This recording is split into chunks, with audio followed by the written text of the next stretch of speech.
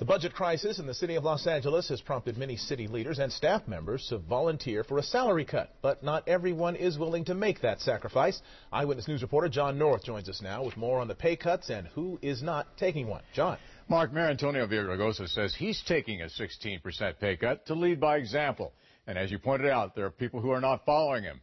Thousands of city workers have taken pay cuts along with no raises.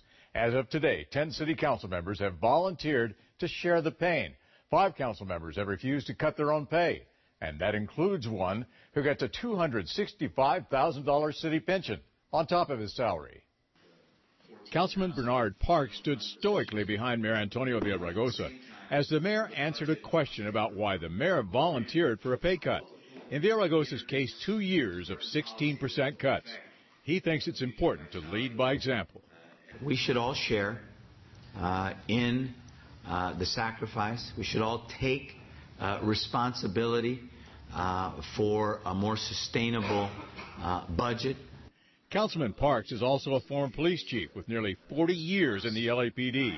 The pension he earned brings in approximately $22,000 a month.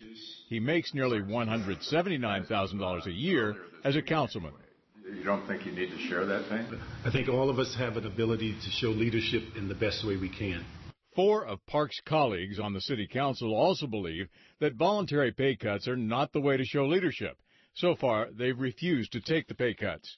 10 council members are taking voluntary cuts. 7 of them, like Council President Eric Garcetti, have cut their pay 10%. Included in that number is another former cop, Councilman Dennis Zine. According to the controller, 3 council members, including the 2 women, have volunteered for 5% cuts.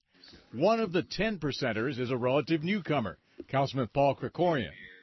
Both I and my senior staff have agreed to voluntary pay cuts and furloughs. In addition to that, my office has surrendered 100% of the staff cars that were allocated to my office. Parks says his staff works 7 days a week, 80 hours, with no overtime or extra pay for the extra days. There's only one other council person drawing a pension. He's Dennis Zine. And Zine tells me he gives $40,000 a year to various charities. He thinks it's his duty to do some good with his council salary and the pension money he gets from the city. Have you thought about doing anything like that? Again, I have a great charity. Her name is Bobby Parks, and I contribute to her daily. Bobby Parks is the councilman's wife. Also not volunteering for a pay cut is City Attorney Carmen Trutanich. The person in charge of monitoring the city's spending is Controller Wendy Gruhl, and she's taking a 7% pay cut. Michelle? John North, thank you.